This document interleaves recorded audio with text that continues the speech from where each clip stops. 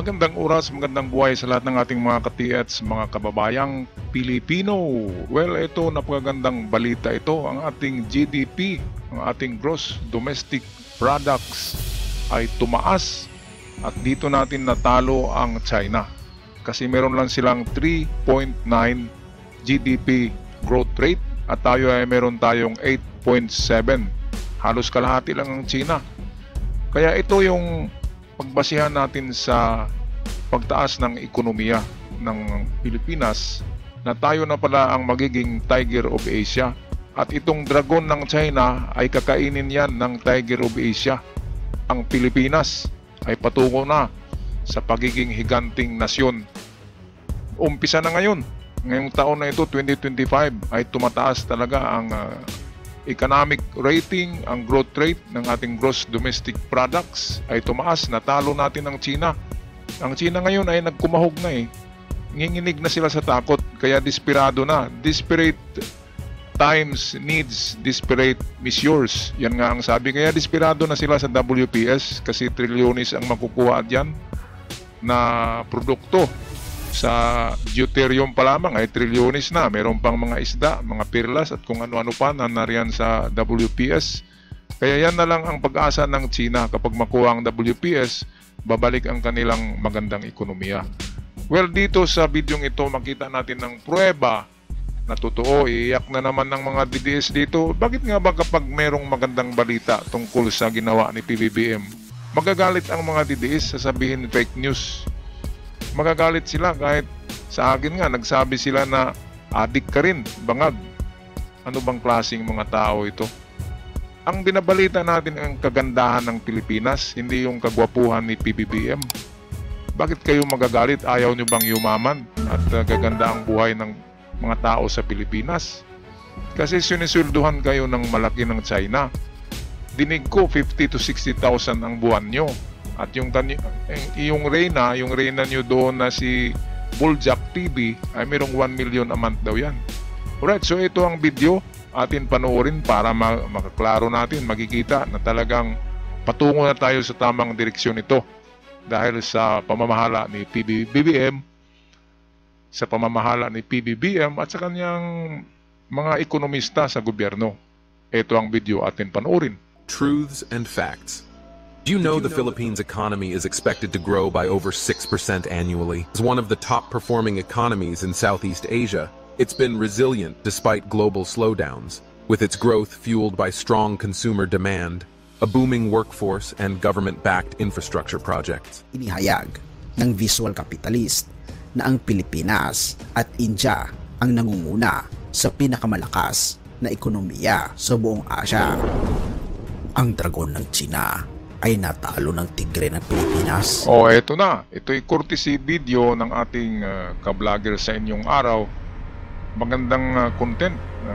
Pro-administration ito. Kaya atin din suportahan.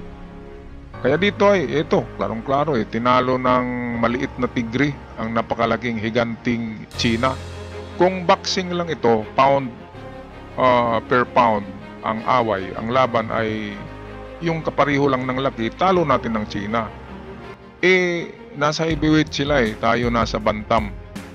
Pero kung pagbasihan ay rating, ay natalo natin sila.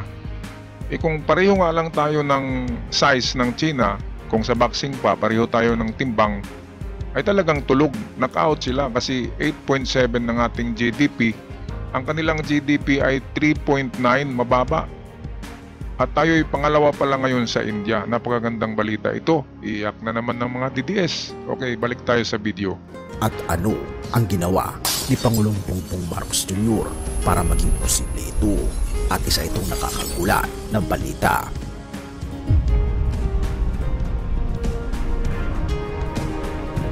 Noon, ang China ay kilala bilang dragon ng Asia.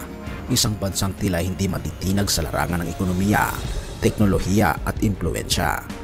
Pero dumating ang isang malaking pagbabago. Ang dragon na ito ay tila napagod, nahirapan at bumagal. Sa kabilang banda, ang Pilipinas, isang bansang matagal ng tahimik ngunit matyagang gumagawa ng mga reforma, ay unti-unting lumalabas sa anino nito.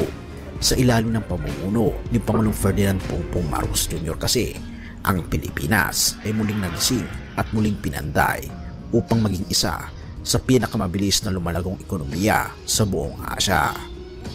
Ayon sa Visual Capitalist, China's GDP growth is now lagging. Ito na. Ito yung chart ngayon na titingnan natin na dito ay nasa 8.7 ang ating GDP. Ang China ay 3.9. Talagang nagkumahog na. Ang inginig na eh. Talagang babagsak na ang ekonomiya ng China dahil ang kanilang mga kabataan doon, ang pag-asa ng bayan nila, ang mga teenagers, ay wala na talagang trabaho, nagbablog na lang eh.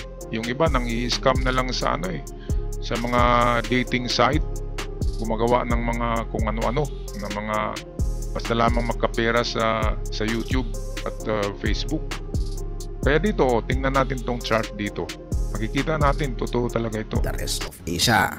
At kung ating makikita mga kaibigan, ang chart na ito ay recent lamang. Kapansin-pansin, ang nangunguna ay ang India at Philippines, na ang chart na ito ay nagbibigay ng visual na representasyon kung gaano kabilis lalaki at lalago ang GDP ng iba't ibang bansa sa Asia mula 2023 hanggang 2026. At kapansin-pansin mga kaibigan, ito ay in-outsource mula sa CIC, HSBC Global Private Banking, at recently lamang ito, just November 20, 2024, inihayag ng Visual Capitalist na ang Pilipinas at India ang nangunguna sa pinakamalakas na ekonomiya sa buong Asya, habang pumapangalawa naman ang Indonesia at sunod dito ang Malaysia na may 5.7%, Thailand 5.4%, Singapore 5.3%, Vietnam 4.7%. Ang mayamang Japan ay halos doble, mahigit ang baba nito sa Pilipinas na 4.1%. At ang pinakamahina sa paglago na dati-rati ang fastest growing economy sa buong mundo ay ngayon ay nasa projection lamang ng 3.9%. At ito ang China. Ayan, bakit kaya nagiging 3.9 na lang ang domestic gross products ng China? Ang sagot diyan dahil ang may-ari ng mga kumpanya diyan, ng mga industries sa China ay hindi China. Katulad ng US, meron silang napakaraming pagawaan sa China. Ang ibang bansa ay doon din naglagay kasi napakamura ng labor ng mga tao doon, mura ang sweldo. Kaya bumaba ang kanilang gross domestic products kasi wala talaga silang sariling produkto. Yung mga kumpanya doon na made in China ay hindi yun kumpanya ng China. Doon lang nilagay para mababa ang labor. Kaya ilang taon, mga 5 taon siguro, 10 taon from now ay wala, babagsak talaga ang China na yan. Lalo na kapag hindi nila makuha ang WPS. Kasi trilyones na reserve oil ang nandyan eh. Dollars yan trillion dollars. Pangalawa yan sa Egypt, make that sa Saudi Arabia. Kaya kung maatin yan, makuha talaga natin yan na atin at makapagmina tayo diyan sa tulong ng Amerika, ay nako, hindi lang tigre ang Pilipinas sa Asia. Ano ba bang mas mabangis sa tigre? Di ba? Baka tigre na may sungay, di ba? At susuwagin niyang China. Wala na yung China, lugmok na yan. Yan yung higanting lampa. Higanting lampayatot. Okay, so balik tayo sa video. Ito, pagbagal ng dragon. Wala na, bumagal na eh. Ang China, na dating may tuturing na pinakamalakas sa rehiyon, ay kasalukuyang naharap sa seryosong mga hamon. Krisis sa real estate. Pangalawa, mataas na kawalang trabaho sa kabataan. Pangatlo, mabagal na pag-usbong ng consumer demand. Habang ang kanilang average GDP per capita growth ay inaasahang nasa 3.9% lamang mula noong 2023 hanggang 2026, ang Pilipinas sa ilalim ng mahusay na pamumuno ay pumapalo sa 8.7% growth, ang pinakamataas sa buong rehiyon. Galing. Eto na, bangon na tayo. Tayo na yung tigre. Sa liderato kasi ni Pangulong Bongbong Marcos, binuksan ang mas maraming oportunidad sa pamagitan ng mga programang tulad ng Build Better More na hindi lamang nagbigay ng trabaho, kundi nagpalakas din ng infrastruktura sa buong bansa.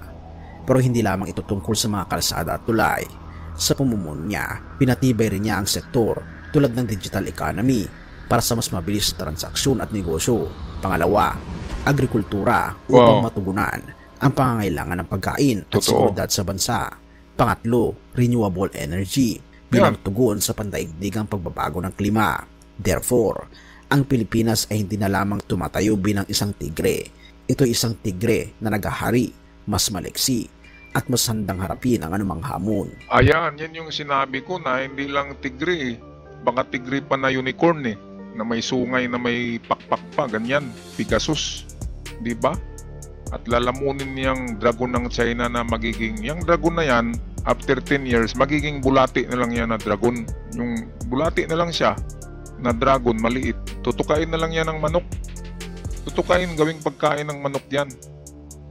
Dahil sa napakabastos na mga tao yan. Hindi lahat, pero yung presidente nila, sarap sampal-sampalin ng paa. Yung paa na mabaho. Ay nako. Gigil yung Xi Jinping na yan. Kaya yung WPS, atin talaga ipaglaban yan kasi nandyan ang ating future. Kapag nakuha natin ng WPS, na mina yan, magiging Saudi Arabia tayo ng Asia. Hindi yan na intindihan ng mga DDS kasi pumapanig sila sa China Ay naku, gawin kayong alipin ng China doon, magiging komunista kayo. Kung tayo'y magiging next Saudi Arabia ng Asia, anong mangyari? Subsidize kayo mga DDS. Subsidize kayo ng gobyerno. Kayo'y tatanggap ng pera buwan-buwan, subsidy. Dahil sa gobyerno, kapag namina natin yang deuterium na nariyan sa WPS at maharvest natin yung mga natitirang perlas na giant pearl na hinarvest na ng China ang iba dyan. At eto pa, mga kababayan, mga katiyats, tingnan natin to dito. Nag-search ako ng ibang source ng GDP ng Pilipinas. So ito in 2024, tingnan nga natin dito. O eto, hindi ako gumagawa nito So in 2024, ito yung GDP ng Pilipinas. Ayan 5.9 tayo. At ang Cambodia, Indonesia, Laos, Vietnam, Malaysia, Thailand ay mababa sa atin. So wala dyan ang China, so hanap tayo ng merong China. Hanap tayo GDP growth ito, mga kababayan. So ito, dito, ito, 2024 GDP growth. At atin talaga ipakita na mataas tayo sa China. O ayan Aba, yung kulilat na Vietnam nanguna sa atin kunti lang. Pero mababa sa atin ang Malaysia, Indonesia, China, ayan Pati pa nga Singapore GDP means the gross domestic products. Yan, so malaki pala ang gross ng ating domestic products. Kaya kaya nga ang title ng ating video ngayon ay dragon ng China ay tinalo ng tigre ng Pilipinas. Ayan, so hanap pa tayo ng iba para maniwala talaga kayo.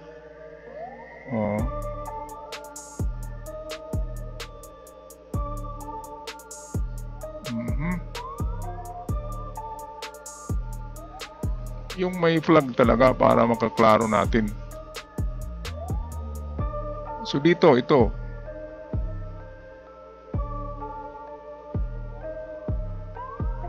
Wala ang China dito pero mataas ang ating growth rate dito, 7.3%. Sa ano naman to na source? Sa Goldman Sachs Economics Research. So sa ibang bansa ito ng mga research ito. Kailangan talaga natin yan bugbugin yung China na yan kasi binubuli tayo Ito sa AMRO, nasa itaas tayo Wala dyan ang China. Siguro maka-China to na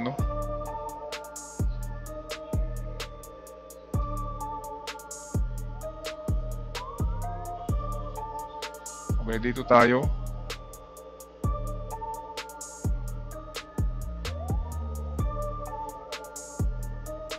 Ayan, dito makikita natin 6.2 ang ating mataas tayo sa Indonesia, Malaysia, Thailand, India. Yung China mababa pa rin sa atin 5.0 lang.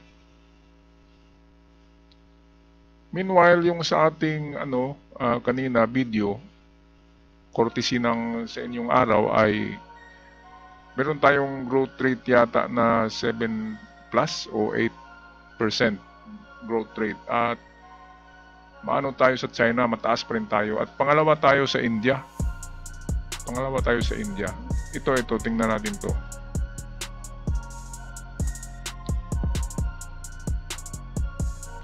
Maliit, hindi makita natin to. Okay, so dito tayo sa isa. Ito, grabe to. Philippines, the fastest growth. Ayan, totoo yan, Ayan, fastest growth nga tayo. Kayong mga DDS, ayaw niyong maniwala Hindi ako ang gumagawa nito I-search nyo para maniwala kayo. Dahil kay PBBM, tumaas ang ating growth rate, GDP,